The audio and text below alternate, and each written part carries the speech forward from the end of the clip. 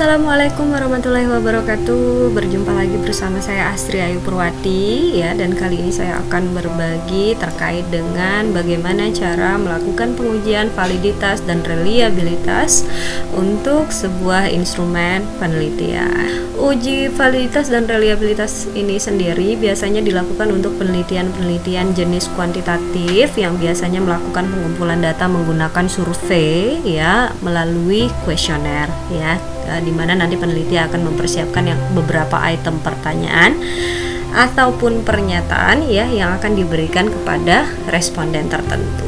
Nah, kita akan lihat satu persatu ya. Yang pertama uji validitas dulu yang akan kita bahas. Jadi uji validitas ini fungsinya adalah untuk melihat sejauh mana ketepatan dan juga kecermatan suatu instrumen katanya dalam mengukur apa yang ingin diukur. Nah, biasanya untuk uji validitas ini sendiri ya lebih berfokus kepada instrumen penelitiannya, artinya butir-butir pertanyaannya apakah sudah valid atau tidak ya. Nah, di dalam uji validitas di sini kita menggunakan dua cara. Yang pertama uji validitas menggunakan bivariate person ya.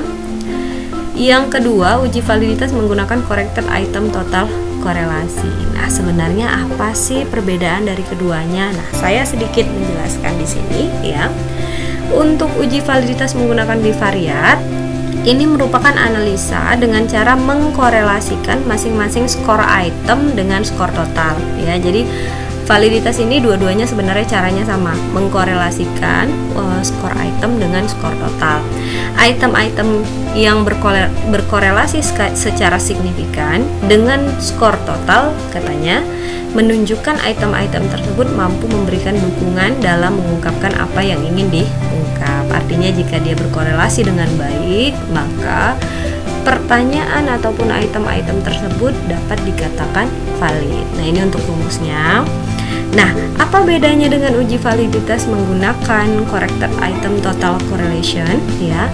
Untuk uji validitas menggunakan corrected item total correlation, analisanya ini sama-sama mengkorelasikan skor item dengan skor total. Dan ada tambahan ya, untuk corrected item total correlation dia juga melakukan koreksi terhadap nilai koefisien korelasi yang overestimasi. Nah, makanya untuk corrected item total correlation ya ini cocok ya, cocoknya itu untuk skala yang menggunakan item pertanyaan yang lebih sedikit. Jadi overestimasi ini yang estimasinya itu lebih tinggi dari nilai sebenarnya. Nah, tadi dikatakan bahwa untuk corrected item total correlation cocok untuk pertanyaan yang lebih sedikit ya, karena di sini ya pada item yang jumlahnya banyak ya, tanpa koreksi pun ya efek overestimasinya yang dihasilkan tidak terlalu besar. Nah, jadi itu perbedaannya. Jadi apabila Anda menggunakan item pertanyaan yang sedikit ya, disarankan untuk menggunakan corrected item total korelasi. Tetapi jika menggunakan item pertanyaan banyak, boleh melakukan korelasi product moment person ya. Nah, ini untuk validitas bivariate dan juga corrected item total korelasi yang akan kita gunakan dalam penelitian. Apa saja syarat untuk melakukan uji validitas ya? Ini menurut Sujarweni tahun 2014, syaratnya di sini adalah dengan membandingkan R hitung dengan R tabel. Jadi jika R hitung lebih besar dari R tabel dengan menggunakan pengujian dua arah 0,05 signifikansinya, maka dia dikatakan valid. Jika lebih kecil berarti sebaliknya tidak valid. Ya, ini menurut Sujarweni syarat yang pertama. Nah, untuk syarat yang kedua menurut Jonathan, jika R hitung lebih besar dari R kritis ya, dipersyaratkan 0,3 di sini, maka instrumennya dinyatakan valid, tetapi jika lebih kecil maka instrumennya dinyatakan tidak valid ya. Nah, itu untuk uji validitas. Nah, untuk reliabilitas apa sih sebenarnya bedanya? Kalau tadi validitas itu adalah item ataupun instrumen ataupun butir pertanyaan, kita mau cek valid atau tidaknya. Nah, uji reliabilitas ini dia memastikan apakah kuesioner penelitian yang tadi kita gunakan ya itu reliable atau tidak. Nah, yang disebut reliable artinya kuesioner kita ini dapat digunakan untuk pengukuran ulang ya, dan menghasilkan hasil yang sama atau tidak. Makanya dia reliable, atau dengan kata lain ya, semua item butir-butir pertanyaan ya yang sudah kita cek validitasnya tadi memang betul-betul mewakili ya suatu variabel ataupun dimensi yang kita kemukakan dalam sebuah penelitian. Nah, itu untuk uji reliabilitas. Uji reliabilitas di sini kita menggunakan Cronbach alpha ya, koefisien alpha ya, dimana dipersyaratkan menurut Rusman di sini tahun 2015 syaratnya harus lebih besar dari nilai 0,6. Untuk memudahkan kita memahami bagaimana cara kerja SPSS dalam menganalisa uji validitas dan juga reliabilitas suatu data, di sini saya sudah menyediakan ada 10 data ya yang terdiri dari 2 variabel. Yang pertama variabel X itu ada 5 data ya, dan juga variabel Y di sini ada 5 data. Nah, nanti kita coba ujikan validitasnya kedua-dua variabel ini menggunakan 2 metode tadi ya. Yang pertama akan kita coba yaitu bivariate personnya, person korelasi produk momennya ya. Oke. Nah, untuk membuat membandingkan skor item dengan skor total, berarti kita butuh skor total di sini. Nah, yang pertama kita lakukan transform ya, compute variable ya. Di sini targetnya total X ya. Di sini silahkan pilih statistikal, di double klik dan muncul di sini ada sum total, double klik ya. Masukkan X1,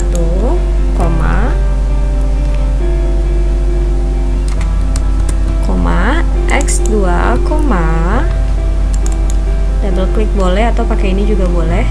X3, ini belum di X3, X4, dan juga X5. Oke.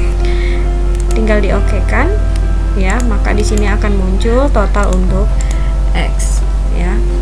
Nah, lakukan hal yang sama juga compute variable untuk Y. Jadi ini saya ganti Y. Masih pakai sum juga, berarti dalamnya saja kita hapus. Silahkan buat untuk Y1, Y2, Y3, Y4 dan Y5 ya. Silahkan klik oke. Nah, maka sudah dapat total X dan total Y ya.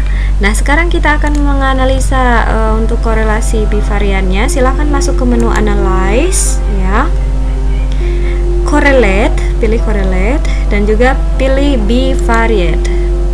Oke. Nah, masukkan data yang X1 hingga X5, yang X dulu ya, satu persatu. Klik total X ke kanan, jadi X15 hingga total X-nya ya. Persennya pastikan ini tercentang, dan juga ini pengujian tutel 2 arah. Klik OK. Oke, nah ini hasilnya ya. Oke. Nah, kita akan cobakan untuk yang Y, analyze, correlate, bivariate ya. Ini kita kembalikan, lakukan hal yang sama untuk Y. Oke. Nah, ini hasilnya ya. Oke. Nah, sekarang kita mau coba bandingkan ya pengujian pertama dengan syaratnya tadi. Syarat yang pertama, R hitungnya tadi harus lebih besar dari R tabel. Berarti kita coba cari R tabelnya ya. R tabelnya silahkan download nanti tabel R, koefisien korelasi sederhana ya. Nah, tinggal dilihat saja, DF-nya adalah N dikurang 2, total sampel kita adalah 50 ya, dikurang 2 berarti 48, dan juga signifikansinya untuk 2 arah di bagian sini 0,05, berarti 0,05 untuk 48 DF, 0,2787. Kita masukkan ke sini, syarat R tabelnya adalah 0,2787. Oke ya, syarat yang kedua, R hitung kita harus lebih besar dari 0,3 ya, sesuai dengan yang dipersyaratkan tadi ya. Nih, dua syarat ini ya. Oke, kita coba cek. Yang pertama ya, di sini 0,764, Y1 valid, Y2 juga lebih besar valid, Y3 lebih besar valid, Y4 valid, dan juga Y5 valid. Berarti seluruh variabel Y valid ya. Kalau valid berarti ini saya pindahkan ke Microsoft Word. Ini variabel Y. Oke ya, variabel Y sudah valid. Sekarang kita coba lihat ke atas, kembali lagi untuk variabel X nya yang tadi. Oke, 0,625 valid, 0,426 valid, 0,251 tidak valid, 0,723 tidak valid, 0,766 tidak valid. Oke, ini akan saya pindahkan coba ke sini ya. Berarti ada yang tidak valid, yaitu 0,251, kasih tanda merah. Oke, nah kita cobakan terlebih dahulu yang tidak valid ini kita harus apakan. Nah, yang tidak valid itu silahkan dibuang untuk item pertanyaan X3 ya. Berarti di sini tinggal dibuang item pertanyaan untuk X3, di clear ya. Total X nya berarti juga akan berubah, silahkan di clear ya. Lakukan transform ulang untuk X yang tersisa. Oke, X1, X2, X4, dan juga X5. Dan lakukan analisa korelasi kembali di variat X1, X5, dan juga total X nya. Oke, nah ini sudah valid. Nah, ya berarti saya buatkan di sini pengujian 2. Oke. Ya, pengujian kedua untuk memvalidkan variabel X-nya. Sudah valid semua. Variabel Y-nya karena sudah valid berarti di pengujian kedua variabel Y-nya ini ya sudah valid semua. Oke, nah dia sudah valid menggunakan korelasi produk momennya ya, dengan syarat yang dua tadi ya. Nah, sekarang kita cobakan lagi yang berikutnya. Uji validitas menggunakan cara yang kedua ya, yaitu corrected item total korelasi. Nah, syaratnya juga sama. Kita ambil saja syarat ini.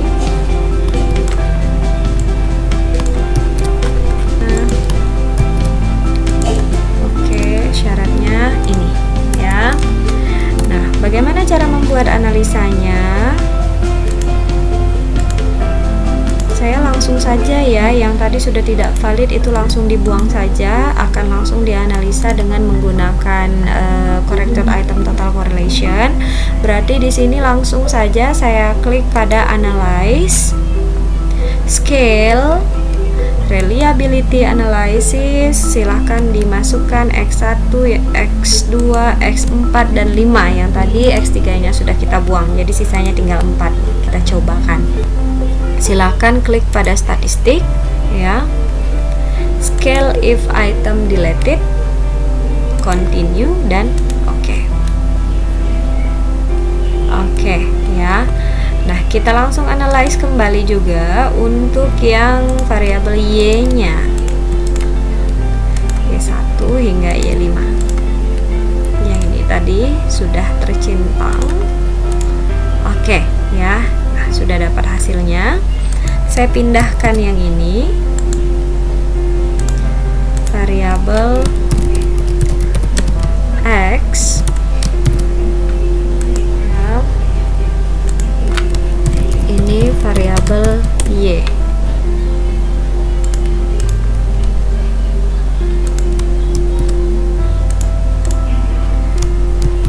Nah, silahkan lihat ya, bagian sini corrected item total korelasi, ini bagian sini ya, bandingkan dengan syarat tadi ya.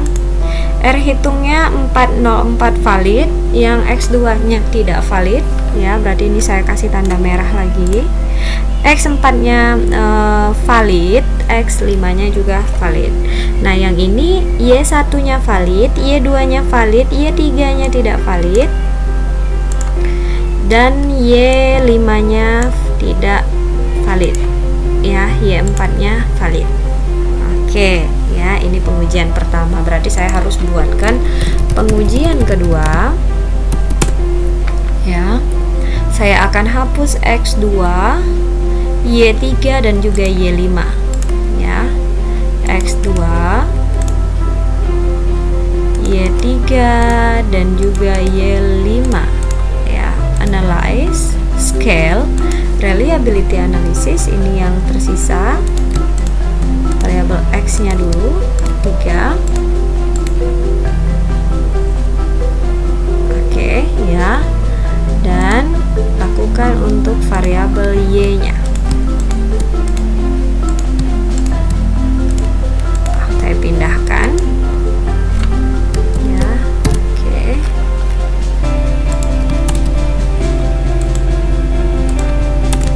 variabel X dan juga variabel Y ya. Yang ini kita kasih tanda kuning, dan juga kita kasih tanda kuning. Oke, syaratnya coba pindahkan ke sini. Oke, nah kalau kita lihat syarat ya, X1, X4, X5 untuk variabel X yang tersisa ini sudah valid, untuk variabel Y yang tersisa juga sudah dinyatakan valid. Oke. Nah untuk uji reliabilitas, kita tinggal ambil saja ya hasil dari yang ini ya. Di bagian tadi ada hasil dari reliability statistik. Oke, nah ini tinggal diambil, dan juga yang ini ya, di copy, tinggal dipindahkan ke Word-nya. Nah ya, di sini untuk variabel X, yang ini untuk variabel Y ya, untuk variabel X dan juga variabel Y ya. Nah syaratnya nilai Cronbach alpha harus lebih besar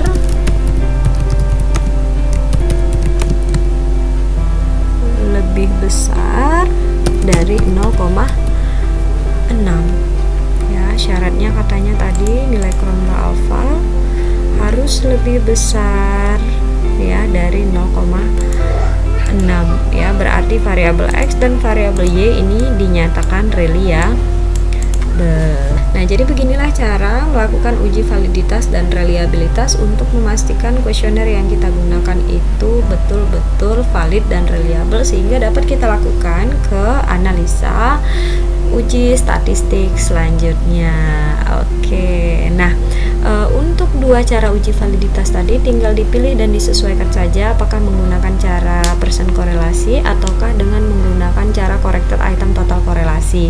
Nah tadi dari penjelasan saya sudah menjelaskan jika item pertanyaan Anda sedikit itu lebih baik Anda menggunakan corrected item total korelasi karena untuk menghilangkan overestimasi yang besar. Nah tetapi jika pertanyaannya banyak, gunakan saja persen korelasi ya, karena semakin banyak pertanyaan maka overestimasinya itu semakin kecil nilainya. Nah ini saja ya yang dapat saya sampaikan untuk pengujian validitas dan reliabilitas ya. Terima kasih atas perhatiannya, semoga videonya bermanfaat. Jangan lupa ya di subscribe dan juga di like untuk membantu bantulah akademia dalam menghasilkan ya edukasi yang lebih banyak lagi ya bagi Anda semua. Assalamualaikum warahmatullahi wabarakatuh.